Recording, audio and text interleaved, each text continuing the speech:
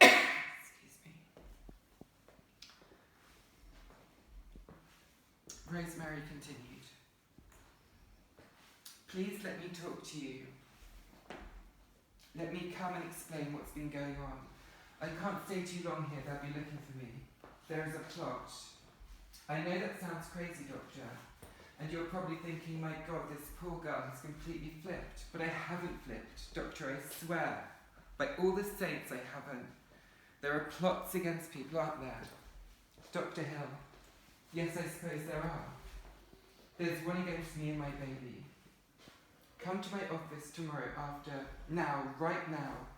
Miss Woodhouse, I'm not in my office now, I'm at home. I've been there since yesterday morning. And I beg you, I cannot stay here. My office at 8 o'clock. Yes, thank you. All right, Dr. Hill, yes? My husband may call you and ask. I'm not going to speak to anyone. I'm going to take a nap.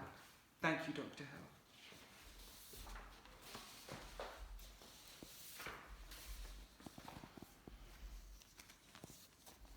At the office later.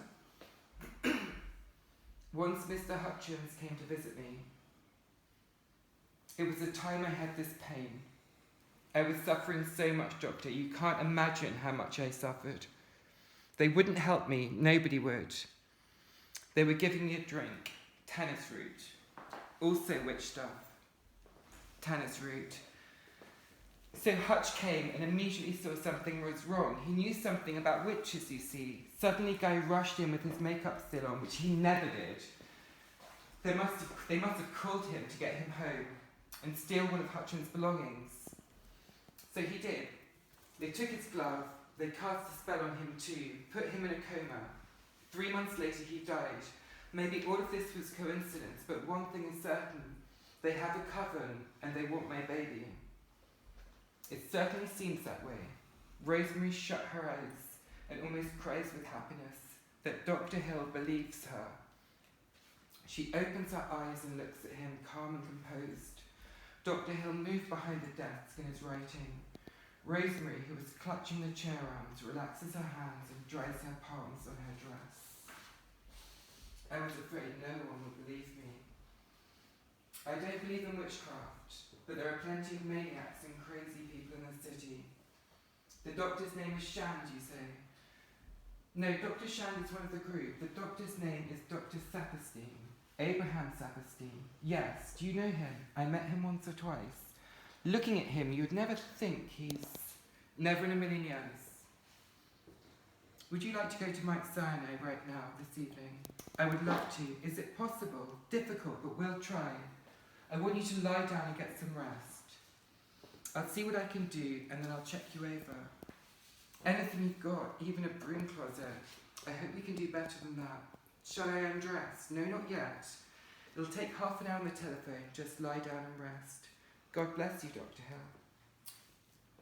She shakes off her sandals and lies back gratefully.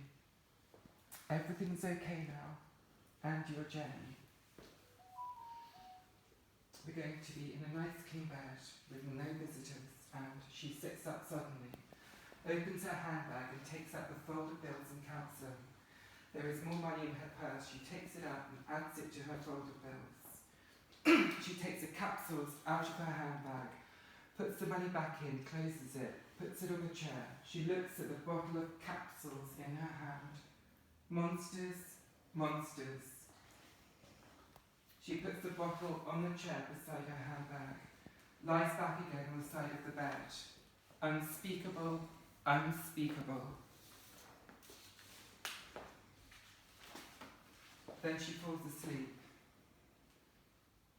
Later, the door opens. Dr. Hill looks in. Rosemary, lying on the daybed, looks at him. Dr. Hill switches on the fluorescent light. Mary shields her eyes with her hand and smiles at him. Rosemary, I've been sleeping. Dr. Hill withdraws, pushing the door open. Guy and Dr. Saperstein come in. Mary sits up, lowers her hands from her eyes. They come in, stand close to her. Guy's face is stony and blank. He looks at the walls, not at her. Dr. Saperstein. Come quiet, Mary. Don't argue or make a scene, because if you say anything more about witches or witchcraft, we're going to be forced to take you to a mental hospital. You don't want that, do you? So put your shoes on. We're just going to take you home. No one's going to hurt you or the baby. Put your shoes on. They take her away. A few words. I love you. I love you too, honey. In my Rosemary's world, feminist consciousness is a void. There is no way out, no one to turn to. Everyone is within, while she stands alone without. Those who must control her, their victory is total, not because they defeat feminism, her, but because they rule over a world in which feminist possibilities, where her hope does not exist. This is my world, my trans womanhood, existence nowhere except oppression, violence, control, and death.